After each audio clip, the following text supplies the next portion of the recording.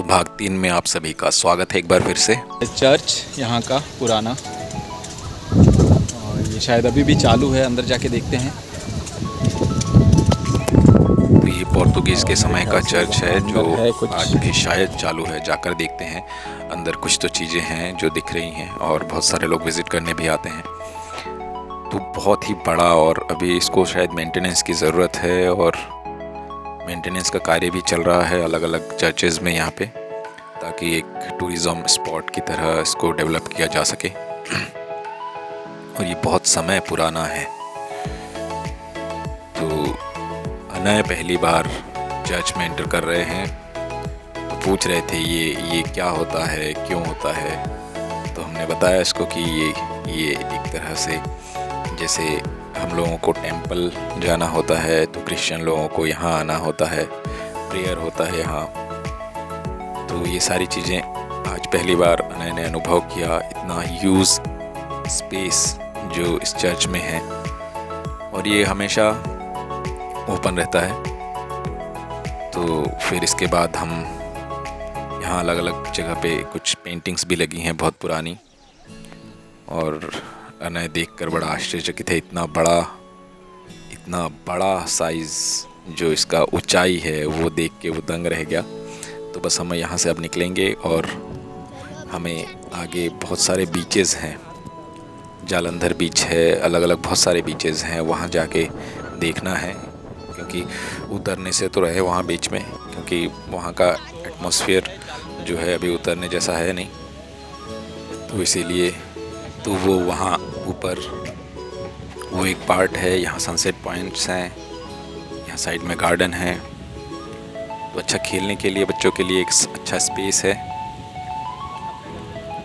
और यहाँ ज़्यादा भीड़ भाड़ भी नहीं है हाल फिलहाल, क्योंकि बारिश का मौसम लगातार इस तरह से है। तो मेरे ख्याल से जो भी टूरिस्ट हैं वो जो पास के बीचेस हैं वहाँ जाते हैं। जालंधर बीच दूसरे साइड है, होटल के बिल्कुल अपोजिट में, तो इसलिए यहाँ कोई उतना ज़्यादा आता नहीं है और ये अच्छा है। बट अभी बारिश के टाइम पे अगर हम देखने जाए तो यहाँ पानी में उतरना ठीक नहीं है। अगर नॉर्मल टाइम में आप आते हैं तो यहाँ पे रेत में खेला जा सकता है, नहाया जा सकता है, लेकिन बारिश के मौसम में जो पानी का करंट है बहुत तेज़ रहता है, इस वजह से यहाँ उतरना अलाउ भी नहीं है और उतरना भी नहीं चाहिए। तो ये अलग अलग बीचेस हैं जो आपके सामने अभी देखने को मिलेंगे। ये अलग अलग स्पॉट पर हमने रोक कर ये सारे फुटेजेस लिए हैं, और अभी हम जा रहे हैं गंगेश्वर टेम्पल। तो थोड़ी ही देर में ये हम पहुंच जाएंगे वहाँ गंगेश्वर टेम्पल में, क्योंकि ये रोड साइड से बिल्कुल लगा ये सारे बीचेस हैं। तो एक बार आप अगर गंगेश्वर टेम्पल के लिए निकलते हैं, आपको बहुत सारे बीचेस यहाँ देखने को मिलते हैं जो कि बहुत ही खूबसूरत है। और बड़े बड़े वेव्स अभी, क्योंकि पानी अभी चढ़ रहा है तो वेव्स काफ़ी बड़ी हैं। और सुबह का टाइम कुछ इसका अलग अलग तरह से अलग अलग समय में वेव्स का होता है, कभी शाम को उतरता है, कभी शाम को पानी चढ़ता है। तो इस तरह से हैं, हम कोशिश करते हैं जितना आप लोगों को दिखा दें। तो बस थोड़ी ही देर में हम गंगेश्वर टेम्पल पहुंचने वाले हैं। तो ये बीचेस के नाम मुझे पता नहीं और मैंने बोर्ड पढ़ा भी नहीं है, बट यहाँ गंगेश्वर तक जाते जाते बहुत सारे बीचेस आपको मिलते हैं। आप अगर जालंधर बीच की ओर से निकलते हैं तो आपको बहुत सारे बीचेस मिलेंगे। इवन वहाँ पे आने वाले उसमें खोखरी का जो म्यूज़ियम है वो भी देखने को मिलेगा। और अब हम पहुँच चुके हैं गंगेश्वर बीच, गंगेश्वर टेम्पल के पास। तो यहाँ वेव्स तो काफ़ी बड़े हैं, और आर्या सो रही है, पूनम वहाँ पीछे आ रही है, अनय भी पूनम के साथ है। यहाँ वेव्स काफ़ी बड़ी है, अच्छी हवा चल रही है। और दूसरी बात ये है कि यहाँ सोलर पैनल्स लगे हुए हैं, और वो सोलर पैनल्स पूरे दीव में जो स्ट्रीट लाइट जलते हैं उसके वो बिजली आपूर्ति करती हैं। तो ये बहुत अच्छा है। अगर जैसे सोलर के माध्यम से हम अपने जगह पर डेवलप करने के लिए हमें जो पर्याप्त बिजली की ज़रूरत होती है, तो सोलर पैनल की अगर जगह है तो हमें यूज़ ज़रूर करना चाहिए। यहाँ आंटी लोग भजन कर रही हैं, और भजन के साथ हम आगे बढ़ते हैं। यहाँ पे जो है ये बहुत पुरानी मान्यता है यहाँ पर। यहाँ पे दर्शन के लिए ज़रूर आना चाहिए आप सभी को एक बार। यहाँ जो है समुद्र का पानी जो स्वतः ही शिवलिंग पर आता है, जब बड़े वेव्स आते हैं तब वो शिवलिंग पर आता है और ये वेव्स यहाँ से ऐसे अंदर आते हैं और खुद ब खुद पानी जो है शिवलिंग पर चढ़ जाता है।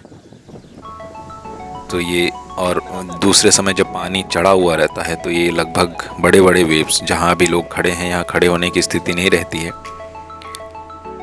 तो इसीलिए जब पानी उतरता है तभी यहाँ विज़िट करने का परमिशन होता है। तो ये भी ध्यान रखने वाली बात है कि जब पानी चढ़े तो यहाँ पर नीचे आना अलाउ नहीं है। और नीचे वो आप देख रहे हैं शिवलिंग है, जो आप पानी वो चढ़ते हुए देख रहे हैं, इसी तरीके से वहाँ पानी चढ़ता है।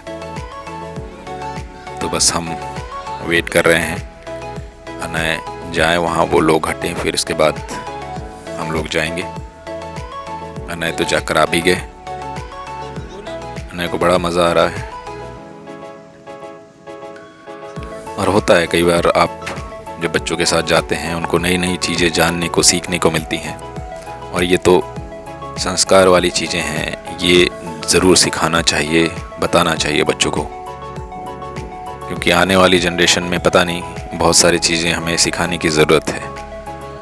तो अनय यहाँ दर्शन कर रहे हैं, इसी तरीके से यहाँ दर्शन होता है। और जो लगातार पानी है वो पीछे साइड से वेव्स के साथ आती हैं, फिर वो चली जाती हैं। और पीछे का मौसम भी बहुत अमेजिंग हो रहा है, बादल है पर बारिश नहीं है, और अच्छी तेज़ हवा चल रही है यहाँ पे।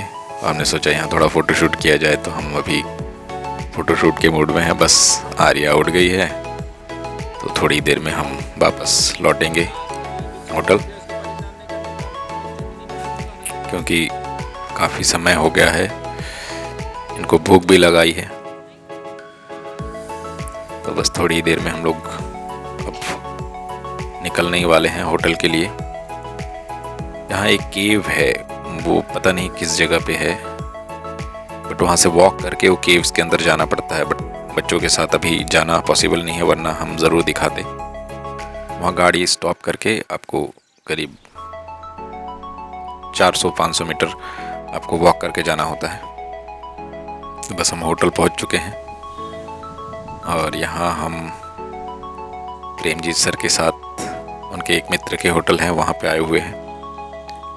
तो हम प्रेमजीत जी को बहुत बहुत थैंक यू भी बोलना चाहते हैं, क्योंकि उन्होंने इतनी सारी व्यवस्थाएं किया कर दी, होटल बुक कर दिया, और हम यहाँ बैठे हैं उनके साथ, और उनको अग्रिम बधाइयाँ।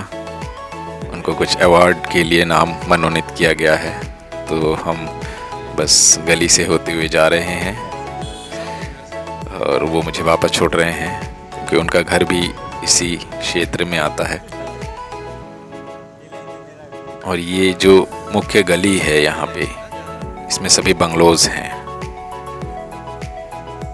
उसमें से एक घर प्रेमजीत जी का है, और जो कि ये है।